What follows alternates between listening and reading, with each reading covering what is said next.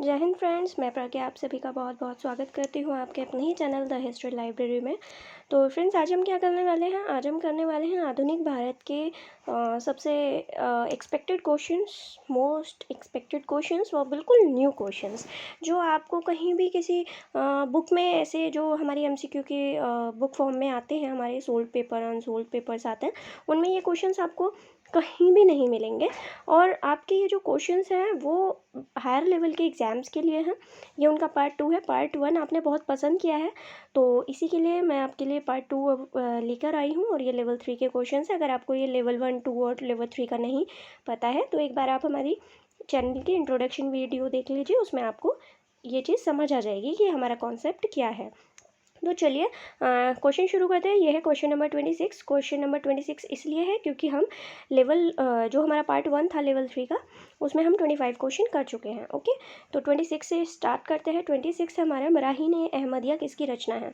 तो देखिए, यहाँ पे हम थोड़ा सा अगर गैस करें, मान लीजिए हमें नहीं आता है करना, ठीक है, तो हम गैस कैसे करते हैं? तो अहमदिया लिखा है तो हमें लगता है कि किसी अहमद ने तो डेफिनेटली लिखी है, ठीक है। तो अब 3 में अहमद है, अब हम कंफ्यूज, अब क्या करें? ठीक है, तो इसका जो सही ऑप्शन है वो है हमारा मिर्ज़ा गुलाम अहमद। ओके, जैसे कहते हैं ना, बड़ा हीन है, मतलब हीन मतलब दीनहीन कहते हैं ना, गरीब बिल्कुल। तो किसकी बात हो रही है यहाँ पे? तो ये दीनहीन कौन होगा भाई? गुलाम ही तो होगा ना, बिल्कुल जो गुलाम है वही तो बिल्कुल दीनहीन होगा। तो बड़ा हीन, तो बड़ा से बड़ा याद रख सकते हैं, बड़ा हीन है तो कौन है? गुलाम बहुत हीन है, ठीक है, बहुत हीन दृष्टि से उसको देखा जाता है। तो 26 का बी ऑप्शन करेक्ट है। तो या आई होप ये आपको अब हमेशा याद रहेगा, ठीक है। और ये किससे रिलेटेड है? ये रिलेटेड है हमारे अहमदिया आंदोलन से, जो 1889 में हुआ था।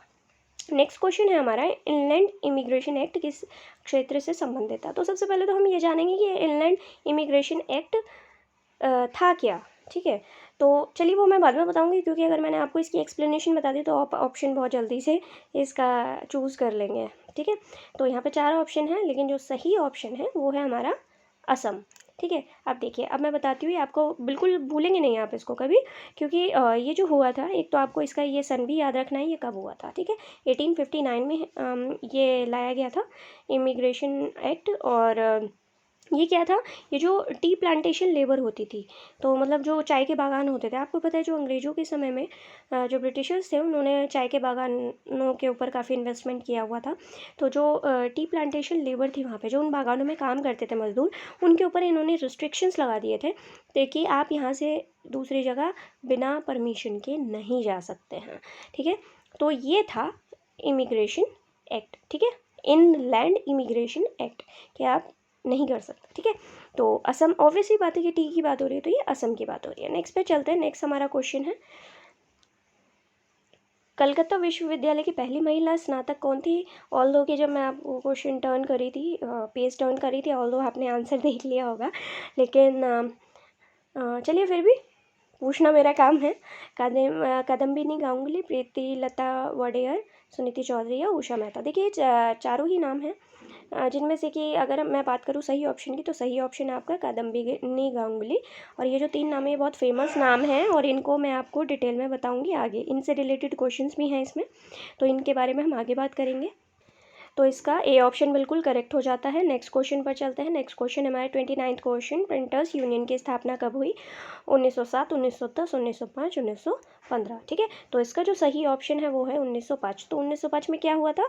बंगाल विभाजन हुआ था, याद रखिएगा। तो आप किस तरीके से याद रख सकते हैं कि जब बंगाल विभाजन हुआ था तो उन्होंने क्या किया कि मतलब याद करने का तरीका बता रही हूँ मैं आपको, कि उन्होंने चाहा कि उनके बारे में कोई भी उल्टा सीधा कुछ ना छापे, तो उन्होंने रिस्ट्रिक्शंस लगाए प्रेस पे, उन्होंने बहुत ज़्यादा ऐसे किया कि वो कुछ ना छापे इनके बारे में उल्टा सीधा। तो जो इन लोगों की जो प्रिंट मतलब जो प्रेस थी, उन्होंने क्या किया, उन्होंने एक यूनियन बना ली, ठीक है। तो वो क्या हुआ? प्रिंटर्स यूनियन बना ली। तो कब बनाई थी? उन्होंने बंगाल विभाजन के टाइम पर बनाई थी, ठीक है। तो अब आपको याद रहेगा, 29 का सी ऑप्शन करेक्ट है। नेक्स्ट हमारा है, देखिए बहुत अच्छा क्वेश्चन है ये, मुक्ति कौन पाते नामक पुस्तक किस समिति के प्रमुख लेखों का संग्रह है? तो देखिए, यहाँ पूछा गया है किस समिति के प्रमुख लेखों का संग्रह है। तो देखिए, सबसे पहली चीज़ आपको ये पता चला कि मुक्ति कौन पाथे के अंदर क्या है। इसके अंदर किसी समिति के लेख हैं, उनका पूरा कलेक्शन है, ठीक है। तो ये समिति कौन सी थी? ये थी हमारी युगांतर समिति, ठीक है, ये युगांतर समिति के जितने भी इन्होंने लेख हमारे लिखे थे उन सब का कलेक्शन है मुक्ति कौन पाथे। मतलब इसका हिंदी में अगर आप मीनिंग देखेंगे तो इसका मीनिंग है मुक्ति मतलब आज़ादी, ठीक है, आज़ादी किस रास्ते से, मतलब किस रास्ते से हमें आज़ादी मिलेगी। तो इसका जो लिटरल मीनिंग है वो ये है हिंदी में। तो इसका डी ऑप्शन बिल्कुल करेक्ट है 30 का। नेक्स्ट क्वेश्चन पर चलते हैं। नेक्स्ट क्वेश्चन हमारा एसरेशन वाला है। तिलक ने अप्रैल 1916 में एनी बेसेंट से पहले होम रूल लीग की स्थापना की थी और इसे 6 शाखाओं में संगठित किया गया। तो आपसे ये दोनों बातें कही गई हैं। तो सबसे पहले तो देखिए अप्रैल 1916 की बात हुई है। तो जो होम रूल लीग की स्थापना एनी बेसेंट ने की थी वो भी 1916 में की थी, लेकिन वो अराउंड सितंबर की थी, ठीक है। सितंबर 1916 में एनी बेसेंट ने होम रूल लीग की स्थापना की थी, लेकिन यहाँ तिलक की बात हो रही है तो उन्होंने अप्रैल में की थी। ये सही है, एक ही सन में हुई है लेकिन मंथ अलग है, ठीक है। तो उस अकॉर्डिंग तिलक की जो होम रूल लीग है वो पहली है। इससे 6 शाखाओं में संगठित किया गया था। तो यहाँ बात किसकी हो रही है, तिलक की होम रूल लीग की, ठीक है। तो वो 6 शाखाओं में ही संगठित थी, ये भी करेक्ट है, क्योंकि जो एनी बेसेंट की होम रूल लीग थी वो तो 100 शाखाओं में संगठित थी, वो बहुत बड़ी उनकी वो हो गई थी, ठीक है। तो ये दोनों ठीक है, लेकिन अगर आप देखेंगे तो ये इसकी व्याख्या नहीं है, मतलब सही व्याख्या नहीं है। दोनों बातें तो ठीक है लेकिन ये एक दूसरे को कोरिलेट नहीं कर रही हैं, ठीक है। ये क्या इसका स्पष्टीकरण थोड़ी ना दे रहा है। तो हमारा ये सही नहीं लिखा है, ये देख लीजिएगा, सही व्याख्या नहीं है, ठीक है। नेक्स्ट पर चलते हैं। ये ऑप्शन यहाँ पे गलत लिखा हुआ है, इस पर ध्यान मत दीजिएगा, इसका बी ऑप्शन ही करेक्ट है। नेक्स्ट पर चलते हैं। नेक्स्ट है हमारा 32 क्वेश्चन। गदर दल ने गदर नामक साप्ताहिक पत्रिका के संपादन किसकी स्मृति में शुरू किया था। तो देखिए गदर साप्ताहिक पत्रिका है वो हमने बात की हुई है, गदर दल ने निकाली थी, ये साप्ताहिक पत्रिका शुरू की थी वो भी हमें पता है। लेकिन क्वेश्चन यहाँ बन रहा है कि किस लिए शुरू की थी, किसकी स्मृति में शुरू की थी।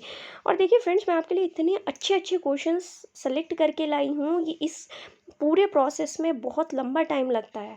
जिस प्रोसेस में मैं खुद कई दिन मुझे लगते हैं, उसको मैं बिल्कुल छोटा करके सब बिल्कुल कंप्रेस करके मैं आपके लिए लेकर आती हूँ।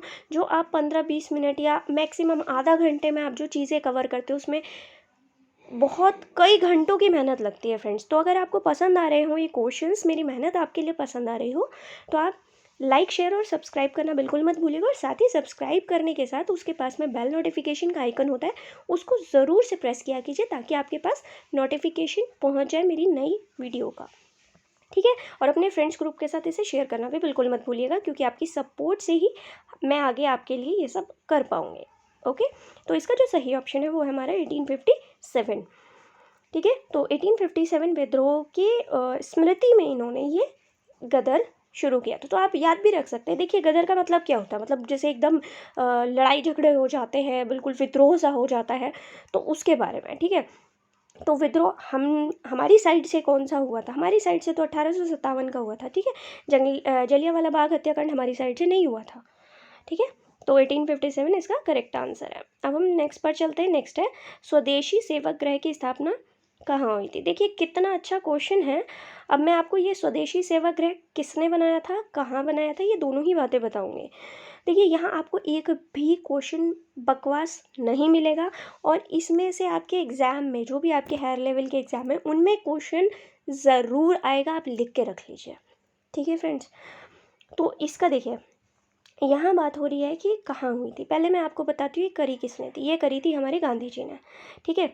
और ये हुई थी हमारे वैंकूवर में, कनाडा में, मतलब कनाडा में भी वैंकूवर ने, ठीक है। तो गांधी जी ने किया था, और कहाँ किया था, कनाडा में, ठीक है। सॉरी फ्रेंड्स, ये गांधी जी ने नहीं की थी। गांधी जी से रिलेटेड एक ऐसे ही मिलता जुलता नाम है, उसका मैं अभी आपको बताऊंगी। मैं क्यों कंफ्यूज हो गई हूँ, आप उसमें कंफ्यूज मत होना, मैं अभी आपको बताती हूँ। ये बेसिकली क्या थी, ये जो थी ये जब लाला हरदयाल थे और इन्होंने गदर पार्टी की स्थापना की थी, गदर दल की जो स्थापना की थी इन्होंने 1913 में। तो इससे पहले भी कनाडा में ना जो क्रांतिकारी गतिविधियाँ होती थी उसके लिए एक ये जो स्वदेशी सेवक गृह की स्थापना ये हो चुकी थी, ठीक है। इसी को ही यूनाइटेड इंडिया हाउस कहा जाता था, ठीक है। तो ये सॉरी गांधी जी ने नहीं किया था, इसको ध्यान रखिएगा, ये आप गलत मत कीजिएगा, ठीक है। नेक्स्ट है हमारा क्वेश्चन। नेक्स्ट क्वेश्चन है कमागाटामारू प्रकरण में किस देश के जहाज़ किराए पर लिया गया था? ठीक है, तो किस देश से लिया गया था जहाज़ किराए पर? तो देखिए सबसे पहले तो ये कामागाटामारू जो प्रकरण था वो एक जहाज़ था, जहाज़ से जो सिख थे वो यहाँ से जा रहे थे, फिर अंग्रेज़ों ने उन्हें जाने नहीं दिया था। वहाँ पे कुछ एक्सपायर भी हो गए थे, कुछ को चोट आई थी, वापस भेज दिया गया था, बहुत सारी चीज़ें थी। तो आई होप उसके बारे में आपको पता होगा। तो ये जो जहाज़ लिया गया था वो जापान से किराए पर लिया था। ठीक है, ये आप याद रखिएगा कि ये जो जहाज़ लिया गया था वो जापान से किराए पर लिया गया था। ठीक है, डी ऑप्शन करेक्ट है। नेक्स्ट चलते हैं। नेक्स्ट है हमारा, गांधी जी ने किस सभा का नाम बदलकर स्वराज्य सभा कर दिया था? देखिए मैंने आपको बोला था ना कि कुछ रिलेटेड सा एकदम नाम था, तो मैं इसलिए कंफ्यूज हो गई थी। तो यह स्वराज्य सभा किसका नाम कर दिया था? इन्होंने कर दिया था होम रूल लीग का। अब देखो याद आप आराम से कर सकते हो, इसके अध्यक्ष बने थे गांधी जी एक्चुअली। ठीक है, तो जब ये अध्यक्ष बने तो इन्होंने क्या किया, होम रूल स्वराज्य मतलब अपने घर का राज्य। ठीक है, तो इन्होंने इसका नाम बदल के क्या कर दिया, स्वराज्य सभा। और कब किया, जब ये अध्यक्ष बने इसके। तो आपको ये भी याद रखना है कि होम रूल लीग के गांधी जी अध्यक्ष भी बने थे। ठीक है, 35 का ए ऑप्शन करेक्ट है। नेक्स्ट पर चलते हैं। नेक्स्ट है हमारा, कांग्रेस के लखनऊ अधिवेशन में जिसमें गरम दल का कांग्रेस में पुनः प्रवेश हुआ था, अध्यक्षता किसने की थी? तो जब मतलब गरम दल वापस से आ गया था, क्योंकि आपको पता है वो सूरत स्प्लिट हो गया था, तो वहाँ पे गरम दल और नरम दल बट गए थे। ठीक है, तो ये कौन से अधिवेशन में गरम दल वापस से आ गया था कांग्रेस के अंदर? तो उसकी अध्यक्षता किसने की थी? वो की थी अंबिकाचरण मजूमदार ने। ओके, साथ ही इसका आप सन भी याद रख सकते हैं, ये कब हुआ था इनका विलय, ये क्योंकि इम्पोर्टेंट है, पीजीटी वगैरह के एग्ज़ाम के लिए भी इम्पोर्टेंट है। तो ये हुआ था 1960 में। स्प्लिट कब हुआ था? कांग्रेस का स्प्लिट जो हुआ था वो कब हुआ था? 1905 में जब बंगाल विभाजन हुआ था, उसके बाद 1907 में स्प्लिट हुआ था और 1916 में ये वापस से कांग्रेस में एंटर हो गए थे। ठीक है, नेक्स्ट हमारा क्वेश्चन है, क्वेश्चन नंबर है 37। ये भी हमारा एसरेशन वाला है। एसरेशन वाले में हमारा क्या है, राष्ट्रवादियों को स्वशासन की मांग के संबंध में मॉन्टेग्यू घोषणा से महत्वपूर्ण उपलब्धि हासिल हुई। कारण दिया गया है, इससे 1909 के मार्लेमिंटो सुधार से उत्पन्न असंतोष समाप्त हो गया। तो यहाँ पर ये कहा गया है कि जो 1909 का मार्लेमिंटो सुधार था, उससे जो असंतोष उत्पन्न हुआ था, इससे वो दूर हो गया। किससे, किसकी बात हो रही है? मॉन्टेग्यू चेम्सफोर्ड सुधारों की बात हो रही। तो एक बार इसको दोबारा से ध्यान से पढ़िए और फिर इसको सोचने की कोशिश कीजिए। तो देखिए अभी हम बात करते हैं कि राष्ट्रवादियों को स्वशासन की मांग के संबंध में। ठीक है, स्वशासन से भी मैं आपको बता सकती हूँ, थोड़ा अगर घुमा के देंगे तो आपको होम रूल लीग का पूछ सकता है कि होम रूल लीग की मांगों को काफ़ी मतलब जो मांगे थी उनकी इन्होंने मानी थी। ठीक है, इसमें तो आप देखेंगे तो पहला ऑप्शन बिल्कुल सही है। जो दूसरी बात कही गई है वो भी ठीक है कि 1909 में जो मार्लियामेंटो सुधार आया था, उससे जो असंतोष था, क्योंकि उन्हें और स्वराज्य के बारे में कुछ बात नहीं की गई थी, डोमिनियन स्टेट की बात नहीं की गई थी, तो इसके लिए जो असंतोष था वो इससे थोड़ा शांत हुआ था, क्योंकि इन्होंने इनकी कुछ मांगे मान ली थी। तो दोनों ही बातें ठीक है, लेकिन दोनों एक दूसरे का मतलब ये इसका रीज़न भी नहीं है और स्पष्टीकरण भी नहीं है। तो इसका बी ऑप्शन करेक्ट हो जाएगा। ठीक है, स्पष्टीकरण सही नहीं है। नेक्स्ट क्वेश्चन पर चलते हैं। नेक्स्ट क्वेश्चन है हमारा, लॉर्ड हार्डिंग के काफिले पर बम फेंकने की घटना में मुख्य भूमिका थी। तो देखिए एक नाम तो आप मेनली जानते होंगे किनका है, लेकिन इनके साथ मुख्य भूमिका पूछी गई कि मुख्य भूमिका किस किस की थी। ठीक है, तो यहाँ पे आपको ऑप्शन दिए गए रासबिहारी बोस, सचिंद्र सान्याल, अवध बिहारी और लाला हरदयाल। यहाँ पे आपको ऑप्शंस भी दिए गए, मैं आपको पूरा दिखा देती हूँ। यहाँ बात हो रही है लॉर्ड हार्डिंग के काफिले पर बम फेंकने की। तो एक बार ध्यान से देखिए और आंसर सोचने की कोशिश कीजिए। तो यहाँ पर हमारा सी ऑप्शन करेक्ट है। 1, 2 एंड 3 मतलब रासबिहारी बोस, सचिंद्र सान्याल और अवध बिहारी। ठीक है, लाला हरदयाल से रिलेटेड नहीं थे। इसके अलावा और कौन कौन रिलेटेड थे मैं आपको वो भी बता देती हूँ, क्योंकि इनके अलावा ये नाम भी आ सकते हो, तो आप एक बार ध्यान रखिएगा। तो मास्टर अमीचंद भी इससे रिलेटेड थे, बसंत कुमार भी लॉर्ड हार्डिंग के गाड़ी पे जो बम फेंके था उससे रिलेटेड थे, बालमुकुंद और हनुमंत सहाय। तो मुख्य रूप से इस ये जो षड्यंत्र इन उन लोगों ने रचा था, ठीक है, ये जो मतलब इन्होंने पूरी प्लानिंग की थी मारने की लॉर्ड हार्डिंग को, तो ये इसमें सब इन्वॉल्व थे और मेन मुख्य तौर पर, ठीक है। ऐसे तो बहुत सारे लोग होते हैं, बहुत सारे लोगों की एक पूरी टीम होती है, बट मेनली ये लोग थे, ठीक है। तो नेक्स्ट क्वेश्चन पर चलते हैं। क्वेश्चन नंबर 39, लखनऊ समझौते के अंतर्गत केंद्रीय व्यवस्थापिका में मुसलमानों के लिए कितना भाग आरक्षित किया गया था। अब देखिए, जो लखनऊ समझौता हुआ था उसमें क्या हुआ था कि कुछ चीज़ों के मतलब कुछ सीटें रिजर्व कर दी गई थी मुसलमानों के लिए, ठीक है। तो वो कितने परसेंट थी, मतलब कितना भाग, कितने बटे भाग आरक्षित किया गया था मुसलमानों के लिए व्यवस्थापिका में। किसकी बात हो रही है, व्यवस्थापिका की बात हो रही है, तो ये भी ध्यान रखिएगा। तो इसका सही ऑप्शन है ए, एक बार देख लेते हैं। यस, ए ऑप्शन इसका करेक्ट है, ठीक है। 1/9 भाग इनके लिए आरक्षित कर दिया गया था मुसलमानों के लिए व्यवस्थापिका में, ठीक है। नेक्स्ट क्वेश्चन पर चलते हैं। नेक्स्ट क्वेश्चन है हमारा, निम्नलिखित में से कौन सी रिपोर्ट 1919 के अधिनियम का आधार थी। तो अभी हमने बात ही की है, ठीक है। किसी अच्छा, हाँ, ये बात हो रही है 1919 का अधिनियम का आधार, मतलब 1919 के अधिनियम से पहले कौन सी रिपोर्ट आई थी जिस पर ये बेस्ड थी, ठीक है। तो ये 4 ऑप्शन है आपके पास, centre commission, Montagu Chelmsford report, Simon commission या नेहरू रिपोर्ट, ठीक है। तो नेहरू रिपोर्ट तो है ही नहीं, इसे तो कट ही कर देते हैं, राइट। तो इन ऑप्शंस में से तो यही ऑप्शन करेक्ट है, बट यहाँ पे क्वेश्चन में थोड़ा सा फॉर्मेशन की ज़रूरत है, रिफॉर्मेशन की ज़रूरत है क्वेश्चन में। क्वेश्चन होगा कि आप इस तरीके से इसको याद रख सकते हैं कि ये दोनों एक दूसरे से रिलेटेड थी, एक दूसरे पे बेस्ड थी ये, ठीक है। नेक्स्ट क्वेश्चन की तरफ चलते हैं। नेक्स्ट क्वेश्चन है हमारा, मॉन्टेग्यू चेम्सफोर्ड की मुख्य बातें थीं। तो कौन कौन सी बातें मुख्य थी, यहाँ देखिए, वही वाला वैसे ही हमारा क्वेश्चन है जिसमें आपको एक से ज़्यादा ऑप्शन चूज़ करने हैं। तो इससे द्वैध शासन प्रणाली की शुरुआत हुई थी, सांप्रदायिक निर्वाचन का ह्रास किया गया था। देखिए, पहला तो सही है, द्वैध शासन प्रणाली की शुरुआत हुई थी इससे, ठीक है। लेकिन इससे ह्रास नहीं हुआ था, इससे बढ़ा था, ठीक है। सांप्रदायिक निर्वाचन जो था इससे और इंक्रीज़ हुआ था और सपोर्ट मिला था उसको, ठीक है। तो महिलाओं को वोट देने का अधिकार दिया गया था, ये याद रखिएगा, ये इंपॉर्टेंट पॉइंट है, ठीक है। तो मॉन्टेग्यू चेम्सफोर्ड ने जो सुधार किए थे उसमें महिलाओं को वोट देने का अधिकार दिया गया था, इंपॉर्टेंट लाइन है, याद रखिएगा, ठीक है। और प्रांतीय परिषद को विधान परिषद की संज्ञा दी थी, ये भी बिल्कुल करेक्ट है और बहुत इंपॉर्टेंट है ये बात भी, इसीलिए मैंने इस तरीके से क्वेश्चन फॉर्म किया है कि आपको इससे रिलेटेड कई सारी चीज़ें पता चल जाएँ, ठीक है। तो इसमें 1, 3 एंड 4 ऑप्शन करेक्ट है, ये ऑप्शन देखते हैं। यस, ये डी में ऑप्शन है, तो यहाँ पर डी ऑप्शन करेक्ट है, ठीक है। तो याद रखिएगा, महिलाओं को वोट देने का अधिकार दिया गया था और विधान परिषद की संज्ञा दे दी गई थी प्रांतीय परिषदों को, ठीक है। नेक्स्ट पर चलते हैं। नेक्स्ट क्वेश्चन हमारा मैचिंग है।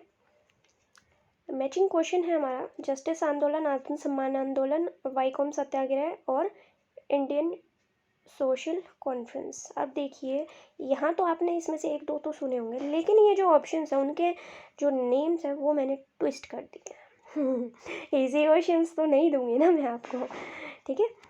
हम इसी क्वेश्चन करने के लिए यहाँ नहीं है, हम टफ क्वेश्चन करने के लिए यहाँ पर है, ठीक है। अब देखिए, आत्मसम्मान आंदोलन की अगर बात करें तो क्या राम स्वामी अयंगर, कुछ ऐसा नाम है उनका, ठीक है। तो उनका नाम तो आपको याद होगा, ऑब्वियसली याद होगा उनका, तो नायकर, अयंगर नहीं, सॉरी, नायकर, ठीक है। नायकर जी का नाम तो आपको याद होगा, वाईकॉम का भी आपको एक नाम याद होगा, लेकिन मैंने यहाँ पर ऐसे नाम लिए हैं जो आपको नहीं, आपने सुने हैं। अब वो कैसे नाम है, वो ऐसा क्यों है भाई, जिनके आपने नाम सुने हुए ऑब्वियसली उन्होंने की है, तो ऐसा तो नहीं मैंने किसी और के नाम ले दिया, नाम वही है, लेकिन जैसे उनके साथ में होते हैं कि उन 2 लोगों ने इसकी स्थापना की, तो मेन नाम को हम याद रखते हैं, सिर्फ जो सपोर्टिंग नेम होता है, सपोर्टिंग मतलब जो पार्टनर्स होते हैं, ठीक है। पार्टनर्स में अगर एक फेमस है, एक इतना फेमस नहीं है, तो इसका मतलब ये नहीं है ना कि वो पार्टनर, वो उसका फाउंडर नहीं है, फाउंडर तो वो भी उतने ही है ना। तो आज के टाइम में जो क्वेश्चन हमारे आते हैं वो बिल्कुल अलग तरीके से आते हैं, वो आपको डायरेक्ट क्वेश्चंस तो देना छोड़ दिया है, हाई लेवल के क्वेश्चंस में आपको डायरेक्ट क्वेश्चंस तो आते ही नहीं है, बहुत रेयरली, बहुत कम आते हैं मतलब, ठीक है। तो चलिए, आइए इसका हम ऑप्शंस देख लेते हैं। तो ये है जस्टिस आंदोलन, एक तो ये पेन भी नहीं चलता है सही से जस्टिस आंदोलन, CN मुदलियार, और यहाँ आत्मसम्मान आंदोलन है, ये है बालिजा नायडू, वाईकोम सत्याग्रह है हमारा KP केसर, इंडियन सोशल कॉन्फ्रेंस है हमारी रघुनाथ राव। एक बार चेक कर लेते, क्रॉस चेक करते हैं कहीं गलत तो नहीं बताया मैंने आपको। B342 1 राइट, बी ऑप्शन इसका बिल्कुल करेक्ट, राइट। अब देखते हैं इसमें, देखिए ISC की रानाडे और रघुनाथ राव, ISC मतलब इंडियन सोशल कॉन्फ्रेंस। तो ये सिर्फ रघुनाथ राव नहीं थे, जैसे कि मैंने आपको बताया आत्मसम्मान आंदोलन में भी नायकर जी अकेले नहीं थे, बालीजा नायडू उनके साथ थे, मतलब इन दोनों ने मिलकर की थी, ठीक है। ऐसे ही जो इंडियन सोशल कॉन्फ्रेंस है उसकी MG रानाडे और रघुनाथ राव इन दोनों ने मिलके की थी, ठीक है। तो ये याद रखिएगा, ये अच्छे क्वेश्चंस बन जाते हैं और ऐसे क्वेश्चंस हमें बहुत परेशान करते हैं एग्जाम में। बट अब आप परेशान नहीं होने वाले हैं, क्योंकि आप मेरे साथ यहाँ पर ये सारे क्वेश्चन में क्या कर रहे हैं, छेद कर रहे हैं, गोली मार रहे हैं, ठीक है। तो नेक्स्ट क्वेश्चन है हमारा, गांधी जी दक्षिण अफ्रीका में किसका मुकदमा लड़ने गए थे। देखिए अब ये सबको पता है कि गांधी जी दक्षिण अफ्रीका गए थे, उसमें से भी आप में से आधे लोगों को ये भी पता होगा कि वो दक्षिण अफ्रीका मुकदमा लड़ने गए थे, ठीक है। लेकिन वो मुकदमा लड़ने किसका गए थे। हम यहाँ पे मैंने जो नाम दिए हैं उनमें नाम मैंने आपको कुछ ऐसे भी दिए हैं जिनके बारे में कुछ इम्पॉर्टेंट चीज़ें हैं जो मैं आपको अभी आगे बताने वाली हूँ, तो ठीक है ध्यान से सुनिएगा। तो सबसे पहले वो जिसका मुकदमा लड़ने गए थे वो थे दादा अब्दुल्ला, वो दादा अब्दुल्ला का मुकदमा वहाँ पर लड़ने गए थे अफ्रीका में, ठीक है। अब बात करते हैं आपके चलिए अभी, क्योंकि इससे रिलेटेड नेक्स्ट क्वेश्चन है तो मैं अभी बताऊंगी नहीं, इसलिए मैं डायरेक्ट आपको क्वेश्चन पे लेके चलती हूँ। तो 43 का आपका डी ऑप्शन बिल्कुल करेक्ट है। मैं नेक्स्ट पर चलती हूँ क्वेश्चन नंबर 44 पर, ठीक है। तो जो क्वेश्चन नंबर 44 है आपका, और उसके अलावा पहले मैं आपका आंसर हाइड कर दूँ, आप आंसर चीटिंग ना करें। वैसे तो आंसर नहीं दिख रहा था लेकिन उससे रिलेटेड चीज़ें दिख रही थी और आप अब तक आप देख चुके होंगे कोई बात नहीं, अब वैसे भी हमें देखना ही है। तो नेक्स्ट क्वेश्चन है हमारा, हिंसात्मक प्रतिरोधात्मक सभा का गठन किसने किया। सबसे पहले तो हमें ये नहीं पता कि ये अहिंसात्मक प्रतिरोधात्मक सभा कब बनी, कहाँ बनी, तो हमें पता ही नहीं, तो हमें ये कैसे पता होगा कि किसने किया, ठीक है। तो ये किसने किया था, देखिए अभी हम इसकी भी बात करेंगे, ये क्या थी, कब थी, किसने बनाई, मतलब सारी चीज़ें इससे रिलेटेड हम बात करेंगे। तो ये बनाई थी गांधी जी ने। अब सबसे पहले अगर आपको देखिए याद रखना है ना, तो अहिंसा की बात हो रही है, तो अहिंसा को की बात कौन करता था, गांधी जी बात करते थे। तो आप कभी लाइफ में नहीं भूलेंगे इसको, अहिंसात्मक प्रतिरोधात्मक सभा, तो आप कभी लाइफ में नहीं भूलेंगे कि ये किसने बनाई थी। तो गांधी जी ने बनाई थी। और कहाँ बनाई थी, ये बनाई थी साउथ अफ्रीका में। और क्यों बनाई थी, देखिए एक चीज़ थी, ये जो साउथ अफ्रीका था वहाँ क्या होता था, वहाँ पंजीकरण प्रमाण पत्र के विरुद्ध, तो वहाँ एक पंजीकरण प्रमाण पत्र होता था। वहाँ पे जो इंडियंस होते थे साउथ अफ्रीका में उनको उनका ना एक रजिस्ट्रेशन किया जाता था, और वो जो रजिस्ट्रेशन उन्हें स्लिप दी जाती थी, रजिस्ट्रेशन कार्ड तो जो दिया जाता था वो उन्हें हर समय अपने पास रखना कंपलसरी था। तो अगर आप वो नहीं रखेंगे तो आपके ऊपर कानूनी कार्रवाई हो सकती है, ये चीज़ें थी उसमें, मतलब कि आप हर टाइम आप उस कार्ड को कैरी करेंगे अपने साथ, ये था उसमें। तो इसका विरोध करने के लिए गांधी जी ने ये दक्षिण अफ्रीका में ही बनाई थी। अब लास्ट क्वेश्चन पर चलते हैं अपने आज का हमारा, सॉरी लास्ट क्वेश्चन नहीं है, अभी तो हमारा 5 क्वेश्चन रिमेनिंग है, चलिए फटाफट से करते हैं। दक्षिण अफ्रीका में सरकार के भारतीयों पर किए जा रहे अत्याचारों के खिलाफ पूरे देश का दौरा कर जनमत संग्रह करने का काम किसने किया था। तो देखिए दक्षिण अफ्रीका में गांधी जी तो थे ही, लेकिन उनका सपोर्ट किसने किया था वहाँ पे, उनके लिए जो पूरे देश का मतलब दौरा किया जा रहा था, लोगों को तैयार किया जा रहा था, वो कौन कर रहा था, वो कर रहे थे गोपाल कृष्ण गोखले, ठीक है। तो ये आपको याद रखना है, 45 का ये ऑप्शन बिल्कुल करेक्ट है। नेक्स्ट है हमारा, माइकल ओ डायर की हत्या किसने की। देखिए अब आप यहाँ पर डेफिनेटली घूमने वाले हैं, बहुत मज़ेदार क्वेश्चन है तो बिल्कुल सिंपल, लेकिन आप घूमेंगे इसमें। माइकल ओ डायर की हत्या किसने की, देखिए जनरल डायर जो था उसकी हत्या हमें पता उधम सिंह ने की थी, बट यहाँ आपको ऑप्शन में कहीं भी उधम सिंह नहीं मिलेगा। ये है क्वेश्चन का ट्विस्ट, और यही ट्विस्ट आता है अक्सर हमारे एग्जाम में, तो यही ट्विस्ट को हमें सॉल्व करना है, ओके। अब देखिए यहाँ पे 4 नाम आपको दिए गए हैं, सुखदेव तो नहीं थे, आपको पता उधम सिंह थे, इतना आपको पता उधम सिंह थे, तो सुखदेव तो नहीं थे, ठीक है।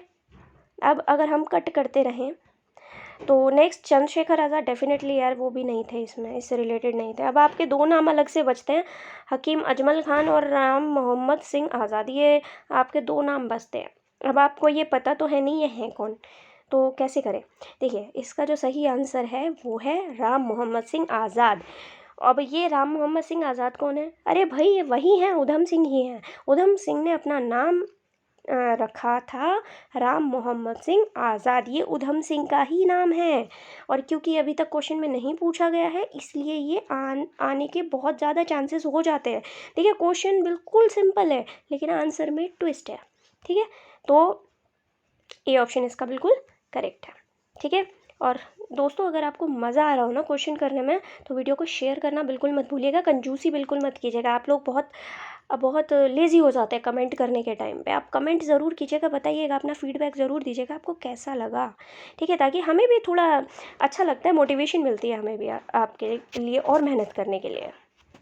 नेक्स्ट क्वेश्चन पर चलते हैं। नेक्स्ट क्वेश्चन है हमारा, डिसऑर्डर इंक्वायरी का गठन कब हुआ। देखिए यहाँ मैंने दिया आपको एक और ट्विस्ट। डिसऑर्डर इंक्वायरी था क्या, अब हमें पहले ये पता करना है। ठीक है, अब हम बता तो तभी पाएंगे ना, मतलब ये था क्या, हमें ये तो बताओ पहले। तो कौन से सन में हुआ था हम बताएंगे तभी। ठीक है, तो 1905, 1922, 1915, 1919। तो चलिए मैं पहले आपको ये बताती हूँ डिसऑर्डर इंक्वायरी था क्या। ये था हंटर आयोग। यस, बिल्कुल डायरेक्ट क्वेश्चन मैंने आपको दिया था। हंटर आयोग का गठन कब हुआ था। हंटर आयोग का गठन हुआ था 1990 में। लेकिन अगर मैं आपको देती हंटर आयोग का गठन कब हुआ था आप बहुत इजीली बता देते। लेकिन हंटर आयोग कहा गया था क्योंकि जो उसके हेड थे वो, उनका नाम हंटर था, विलियम हंटर करके उनका नाम था, तो इसके लिए इसको हंटर आयोग बोला गया। लेकिन जो इसका एक्चुअल नाम था वो था डिसऑर्डर इंक्वायरी। ओके, तो आज हो गए हैं बहुत ट्विस्ट ट्विस्ट ट्विस्ट। अब इसको याद रखते हैं, याद करने का तरीका मैं बताती हूँ।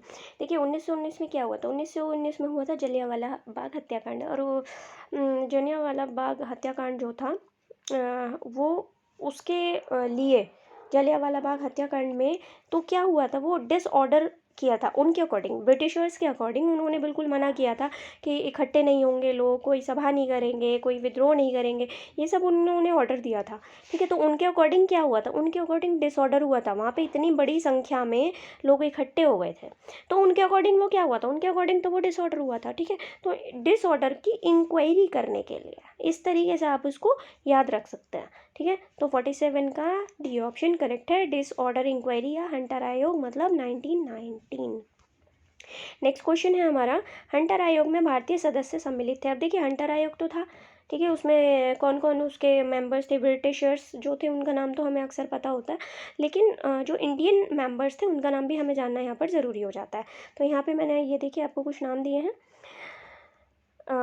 यहाँ आपके सर चिमनलाल हरीलाल, शंकर राम नागर, पंडित जगत नारायण, सुल्तान अहमद खान। अब ये चार में से एक हैं, दो हैं, तीन हैं, या मतलब चार का तो खैर ऑप्शन ही नहीं है, तो इनमें से कौन कौन है उसका आंसर हमें देना है। तो आइए चलिए इसका आंसर देखते हैं, डी 1 3 4। यस, तो ये जो है सर चिमनलाल हरीलाल, पंडित जगत नारायण और सुल्तान अहमद खान, ये लोग इसके मेंबर्स हैं, मतलब इंडियन मेंबर्स आप कह सकते हैं।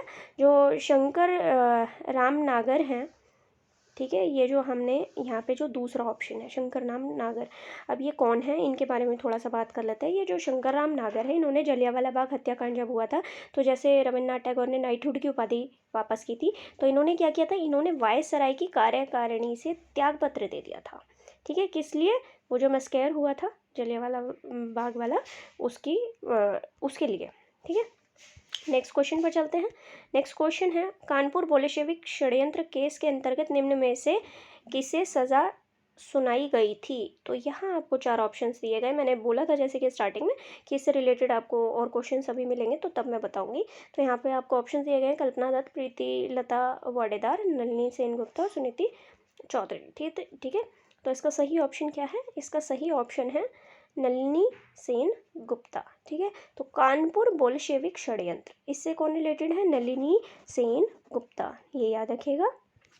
अब हम बात करें अगर ये जो प्रीति लता वाडेदार हैं, ये कौन थी, तो इनकी अगर बात करें तो यहाँ पे चटगांव में जो वो था रेलवे इंस्टीट्यूट था, उसमें इन्होंने छापा मारा था और ये उसमें शहीद हो गई थी। ठीक है, तो चटगांव में याद रखिएगा, जो रेलवे इंस्टीट्यूट था उस पर इन्होंने छापा मारा था, किसने, प्रीतिलता वाडेदार ने। अगर हम बात करते हैं इनकी कल्पना दत्त की, तो इन्होंने क्या किया था, इन्होंने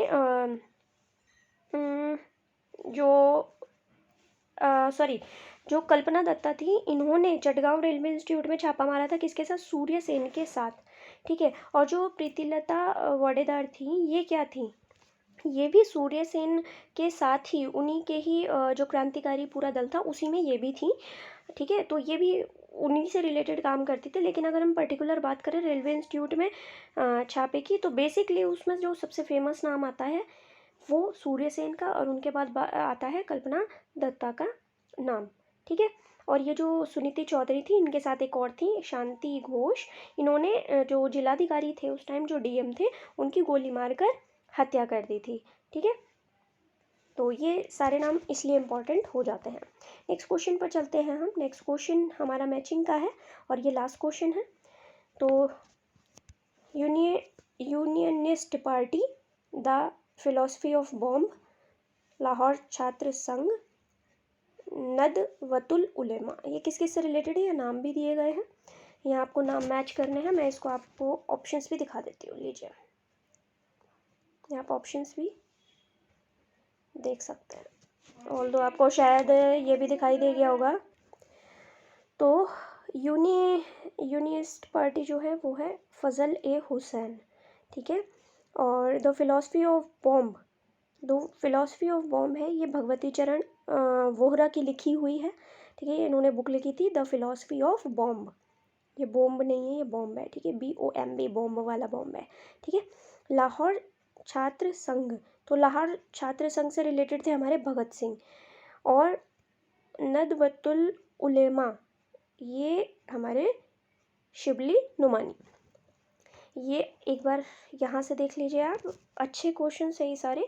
ये मैचिंग में इसलिए करवाते हैं क्योंकि एक ही क्वेश्चन बहुत सारी चीज़ें कवर कर लेता है, ऑलमोस्ट अपने एक ही क्वेश्चन में 4 चीज़ें कवर हो जाती हैं हमारी, ठीक है। तो फ्रेंड्स, आज के ये क्वेश्चंस पूरे होते हैं, आज के 25 क्वेश्चंस। तो अब तक हम 50 क्वेश्चंस कर चुके हैं मॉडर्न हिस्ट्री में। अगर आपको क्वेश्चंस पसंद आए तो वीडियो को लाइक, सब्सक्राइब एंड शेयर करना बिल्कुल नहीं भूलिएगा। अपने फ्रेंड्स के साथ, फ्रेंड्स के ग्रुप में ज़रूर शेयर कीजिएगा और इनसे प्रैक्टिस भी कीजिएगा। इस वीडियो को दोबारा देखिएगा और देखिएगा कि आप कहीं क्वेश्चंस गलत तो नहीं कर रहे हैं, ठीक है।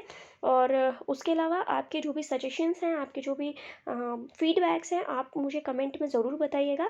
आपके जो सजेशंस होंगे उनसे हम अपने आप को और इम्प्रूव करने की कोशिश करेंगे, जिससे कि हम आपको और बेहतर मटेरियल प्रोवाइड करा सके, आपको और बेहतर हम चीज़ें दे सके, सर्विस प्रोवाइड कर सके और बेहतर, ठीक है। तो लेकिन उसके लिए आपका फीडबैक की बहुत ज़रूरत है, तो आप अपना फीडबैक ज़रूर दीजिएगा और नोटिफिकेशन बेल को प्रेस करना बिल्कुल मत भूलिएगा, हमेशा याद रखिएगा, ताकि आपको नोटिफिकेशंस मिलते रहे।